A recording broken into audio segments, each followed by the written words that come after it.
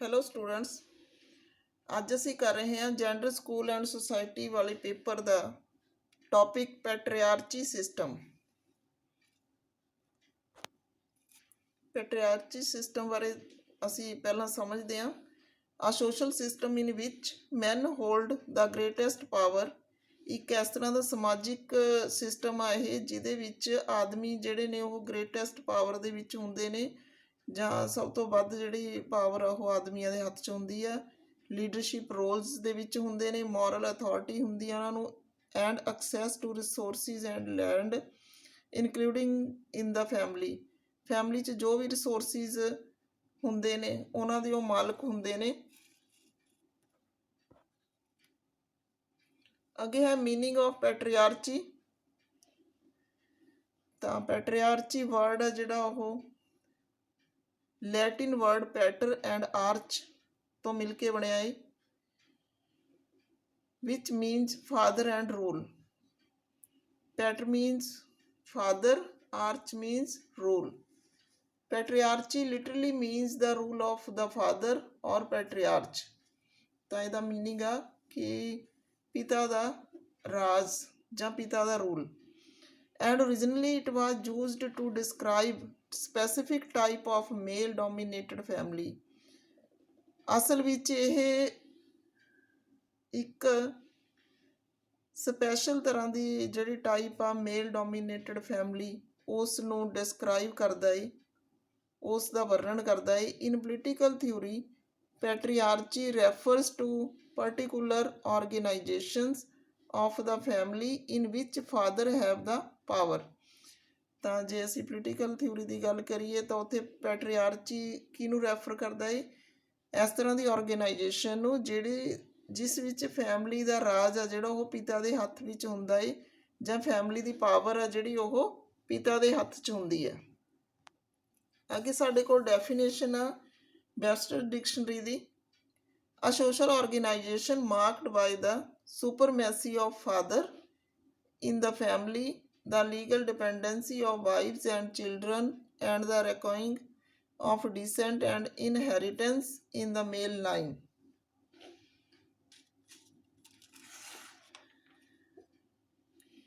ਇੱਕ ਸਮਾਜਿਕ ਸੰਗਠਨ ਜਿਸ ਵਿੱਚ ਪਰਿਵਾਰ ਵਿੱਚ ਪਿਤਾ ਦੀ ਸਰਵੋਤਮਤਾ, ਪਤਨੀਆਂ ਦੇ ਬੱਚਿਆਂ ਦੀ ਕਾਨੂੰਨੀ ਨਿਰਭਰਤਾ ਅਤੇ ਪੁਰਸ਼ਾਂ ਦੀ ਉੱਤਰਾਧਿਕਾਰੀ ਅਤੇ ਵਿਰਾਸਤ ਦੀ ਗਣਨਾ ਕੀਤੀ ਜਾਂਦੀ ਹੈ।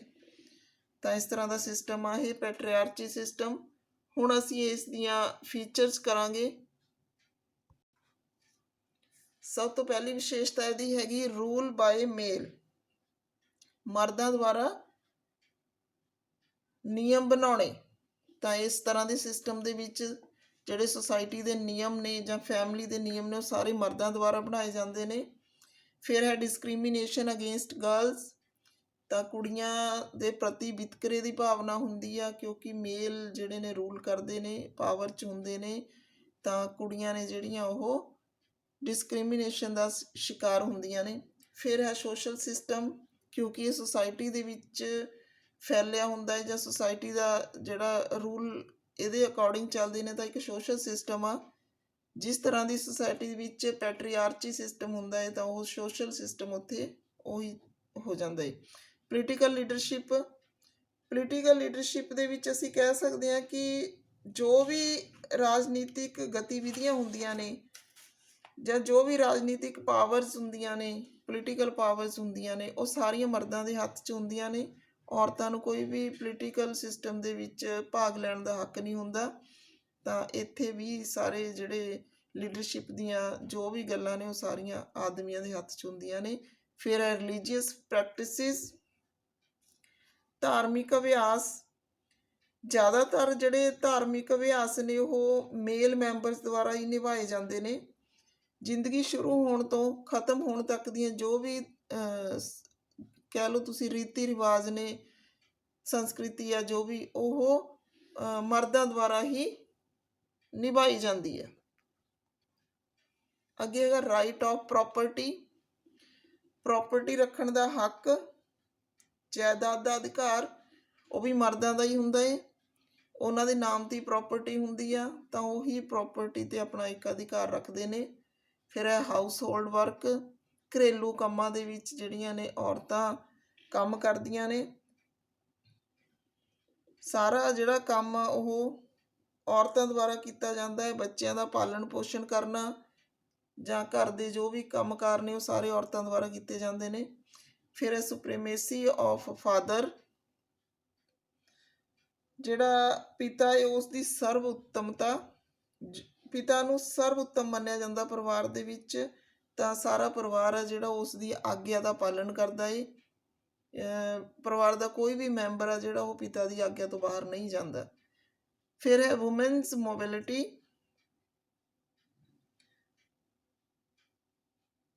ਔਰਤਾਂ ਦੀ ਗਤੀਸ਼ੀਲਤਾ। ਜਿਹੜੀ ਔਰਤਾਂ ਦੀ ਗਤੀਸ਼ੀਲਤਾ ਹੈ ਉਹ ਬੱਚੇ ਸਿਰਫ ਪੈਦਾ ਕਰਨ ਤੱਕ ਹੀ ਹੁੰਦੀ ਆ। ਉਹਨਾਂ ਦੀ ਗਤੀਸ਼ੀਲਤਾ ਘਰੇਲੂ ਕੰਮਾਂ ਤੱਕ ਹੀ ਹੁੰਦੀ ਆ, ਕੋਈ ਬਾਹਰੀ ਕੰਮਾਂ ਦੇ ਵਿੱਚ ਉਹਨਾਂ ਦੀ ਗਤੀਸ਼ੀਲਤਾ ਨਹੀਂ ਹੁੰਦੀ। ਤਾਂ ਇੱਥੇ ਜੋ ਵੀ ਕੰਮ ਕਰਦੀ ਔਰਤ ਘਰ ਦੀ ਚਾਰ ਦੀਵਾਰੀ ਵਿੱਚ ਰਹਿ ਕੇ ਹੀ ਕਰਦੀ ਆ। ਫਿਰ ਹੈ ਕਲਚਰਲ ਪ੍ਰੈਕਟਿਸਿਸ, ਸੱਭਿਆਚਾਰਕ ਅਭਿਆਸ ਦੇ ਵਿੱਚ ਜੋ ਵੀ ਸੱਭਿਆਚਾਰਕ ਤੌਰ 'ਤੇ ਕੰਮ ਹੁੰਦੇ ਨੇ ਉਹ ਮਰਦ ਮੂਹਰਲੇ ਪਾਸੇ ਆ ਕੇ ਹੀ ਕਰਦੇ ਨੇ, ਔਰਤਾਂ ਨੂੰ ਪਿੱਛੇ ਹੀ ਰੱਖਿਆ ਜਾਂਦਾ ਹੈ। ਤਾਂ ਇੱਥੇ ਵੀ ਔਰਤਾਂ ਨਾਲ ਵਿਤਕਰਾ ਕੀਤਾ ਜਾਂਦਾ ਹੈ।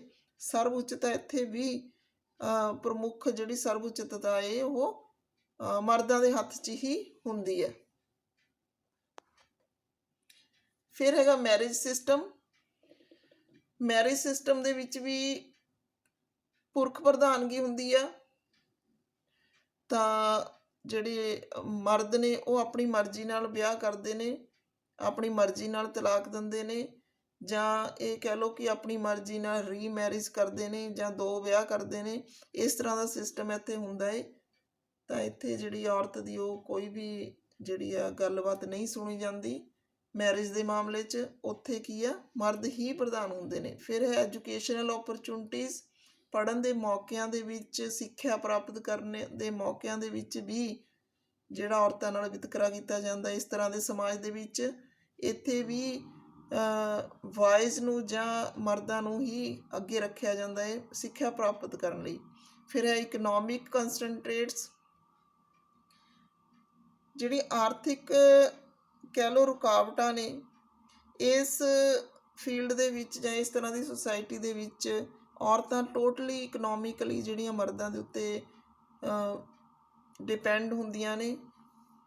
ਤਾਂ ਉਹਨਾਂ ਦੇ ਹੱਥ ਵਿੱਚ ਕੋਈ ਵੀ ਰੁਪਈਏ ਪੈਸੇ ਨਾਲ ਸੰਬੰਧਿਤ ਪਾਵਰ ਨਹੀਂ ਹੁੰਦੀ ਕਿ ਉਹ ਆਪਣੀ ਮਰਜ਼ੀ ਨਾਲ ਕੋਈ ਚੀਜ਼ ਖਰੀਦ ਸਕਣ ਜਾਂ ਆਪਣੀ ਮਰਜ਼ੀ ਨਾਲ ਆਪਣੇ ਬੱਚਿਆਂ ਨੂੰ ਕੋਈ ਨਾ ਕੋਈ ਚੀਜ਼ ਲੈ ਕੇ ਦੇ ਸਕਣ। ਫਿਰ ਹੈ ਸਾਈਕੋਲੋਜੀਕਲ ਇਨ ਨੇਚਰ। ਤਾਂ ਜਿਹੜਾ ਇਹ ਸਿਸਟਮ ਆ ਇਹ ਮਨੋਵਿਗਿਆਨਕ ਆ, ਕਿਉਂਕਿ ਸਾਡੇ ਦਿਮਾਗ ਦੇ ਵਿੱਚ ਇਸ ਤਰ੍ਹਾਂ ਦਾ ਕੰਸੈਪਟ ਬਿਠਾਇਆ ਜਾਂਦਾ ਹੈ ਬਚਪਨ ਤੋਂ ਹੀ।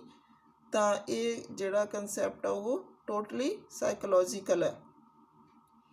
ਫਿਰ ਹੈ ਪ੍ਰੋਟੈਕਟਿੰਗ ਦਾ ਅਥਾਰਟੀ ਆਫ ਮੈਨ। ਤਾਂ ਪੈਟਰੀਆਰਚੀ ਸਿਸਟਮ ਆ, ਇਹਦੀ ਵਿਸ਼ੇਸ਼ਤਾ ਹੈ ਕਿ ਇਹ ਆਦਮੀਆਂ ਦੀ ਜਿਹੜੇ ਅਥਾਰਟੀ ਆ ਉਸ ਨੂੰ ਪ੍ਰੋਟੈਕਟ ਕਰਦਾ ਹੈ, ਉਹਨਾਂ ਦੇ ਜਿਹੜੇ ਰਾਜ ਪ੍ਰਬੰਧ ਦਾ ਖਿਆਲ ਰੱਖਦਾ ਹੈ। ਤਾਂ ਸਾਰੇ ਕਾਨੂੰਨ ਤੇ ਲਾ ਜਿਹੜੇ ਨੇ ਉਹਨਾਂ ਦੇ ਲਈ ਹੀ ਬਣਾਏ ਜਾਂਦੇ ਨੇ। ਫਿਰ ਹੈ ਐਡਵਾਂਟੇਜਸ ਟੂ ਮੈਨ, ਜੋ ਵੀ ਸਰਕਾਰ ਦੇ ਦੁਆਰਾ ਸੁਸਾਇਟੀ ਦੇ ਵਿੱਚ ਕੰਮ ਕੀਤੇ ਜਾਂਦੇ ਨੇ ਉਹਨਾਂ ਦਾ ਸਾਰਾ ਬੈਨੀਫਿਟ ਆਦਮੀਆਂ ਨੂੰ ਹੀ ਜਾਂਦਾ ਹੈ। ਤਾਂ ਆਦਮੀਆਂ ਨੂੰ ਪ੍ਰਮੁੱਖਤਾ ਦੇ ਵਿੱਚ ਸਾਹਮਣੇ ਰੱਖ ਕੇ ਹੀ ਸਾਰੇ ਜਿਹੜੇ ਫਾਇਦੇ ਨੁਕਸਾਨ ਨੇ ਉਹ ਦੇਖੇ ਜਾਂਦੇ ਨੇ। ਫਿਰ ਹੈ traditional beliefs about women's role. ਤਾਂ ਔਰਤਾਂ ਦੇ ਸੰਬੰਧ ਦੇ ਵਿੱਚ ਜੋ ਵੀ ਉਹਨਾਂ ਦੇ ਰੋਲ ਨੇ ਉਹਨਾਂ ਲਈ ਬੜੀ ਰੂੜੀਵਾਦਿਤਾ ਹੁੰਦੀ ਆ, ਜਾਂ ਕਹਿ ਲਓ ਕਿ ਪਰੰਪਰਾਵਾਦੀ ਜਿਹੜੇ ਵਿਸ਼ਵਾਸ ਨੇ ਉਹ ਅਪਣਾਏ ਜਾਂਦੇ ਨੇ ਕਿ ਘੁੰਡ ਕੱਢਣਾ, ਸਤੀ ਪ੍ਰਥਾ ਜਾਂ ਇਸ ਤਰ੍ਹਾਂ ਦੀਆਂ ਬਹੁਤ ਸਾਰੀਆਂ ਕੁਰੀਤੀਆਂ ਨੇ ਜਿਹੜੀਆਂ ਔਰਤਾਂ ਨੇ ਚਾਰ ਦੀਵਾਰੀ 'ਚ ਹੀ ਰਹਿਣਾ, ਬਾਹਰ ਨਹੀਂ ਨਿਕਲਣਾ। ਇਹ ਸਾਰੀਆਂ ਕੁਰੀਤੀਆਂ ਨੇ ਜਿਹੜੀਆਂ ਉਹ ਇਸ ਤਰ੍ਹਾਂ ਦੇ ਸਮਾਜ ਦੇ ਵਿੱਚ ਔਰਤਾਂ ਪ੍ਰਤੀ ਹੁੰਦੀਆਂ ਨੇ। ਫਿਰ ਹੈ ਡੌਰੀ ਟ੍ਰੈਡੀਸ਼ਨ। ਤਾਂ ਦਹੇਜ ਪ੍ਰਥਾ ਵੀ ਇਸ ਸਮਾਜ ਦੀ ਇੱਕ ਕੁਰੀਤੀ ਆ। ਪੈਟਰੀਆਰਚੀ ਜਿਹੜਾ ਸਿਸਟਮ ਆ, ਸੋਸ਼ਲ ਸਿਸਟਮ ਆ, ਉਹਦੇ ਵਿੱਚ ਡੌਰੀ ਟ੍ਰੈਡੀਸ਼ਨ ਆ ਜਿਹੜੀ ਉਹ ਪ੍ਰਮੁੱਖ ਰੂਪ ਵਿੱਚ ਹੁੰਦੀ ਹੈ। ਫਿਰ ਹੈ ਵੂਮਨ ਐਜ਼ ਲਾਇਬਿਲਿਟੀ। ਜਿਹੜੀਆਂ ਔਰਤਾਂ ਨੇ ਉਹਨਾਂ ਨੂੰ ਉਹਨਾਂ ਦੇ ਉੱਤੇ ਅਧਿਕਾਰ ਸਮਝਿਆ ਜਾਂਦਾ ਹੈ। ਔਰਤਾਂ ਦੇ ਉੱਤੇ ਮਰਦਾਂ ਦਾ ਅਧਿਕਾਰ ਸਮਝਿਆ ਜਾਂਦਾ ਹੈ। ਉਹਨਾਂ ਨੂੰ ਕੋਈ ਜਿਉਂਦੀ ਜਾਗਦੀ ਇਨਸਾਨ ਨਾ ਸਮਝ ਕੇ ਇੱਕ ਵਸਤੂ ਸਮਝਿਆ ਜਾਂਦਾ ਹੈ ਜਿਹਦੇ 'ਤੇ ਟੋਟਲੀ ਮਰਦਾਂ ਦਾ ਅਧਿਕਾਰ ਹੁੰਦਾ ਹੈ। ਫਿਰ ਹੈਗਾ ਡੋਮੈਸਟਿਕ ਵਾਇਲੈਂਸ, ਘਰੇਲੂ ਹਿੰਸਾ ਹੁੰਦੀ ਆ। ਇਹ ਵੀ ਇਸ ਸੁਸਾਇਟੀ ਦੀ ਵਿਸ਼ੇਸ਼ਤਾ ਹੈ।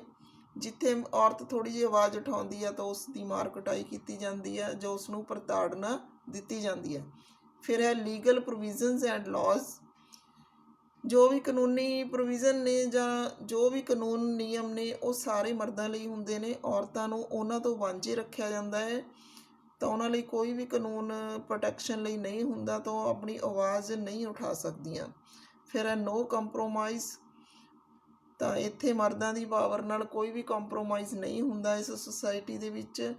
ਤਾਂ ਆਲ ਇਨ ਆਲ ਜਿਹੜੇ ਹੁੰਦੇ ਨੇ ਉਹ ਮਰਦ ਹੁੰਦੇ ਨੇ, ਤਾਂ ਇੱਥੇ ਔਰਤਾਂ ਲਈ ਕੋਈ ਵੀ ਇਸ ਤਰ੍ਹਾਂ ਦਾ ਸਥਾਨ ਨਹੀਂ ਕਿ ਉਹ ਥੋੜ੍ਹੀ ਬਹੁਤ ਪਾਵਰ ਦੇ ਵਿੱਚ ਆ ਜਾਣ, ਤਾਂ ਇੱਥੇ ਇਸ ਤਰ੍ਹਾਂ ਦਾ ਕੋਈ ਸਮਝੌਤਾ ਨਹੀਂ ਹੁੰਦਾ।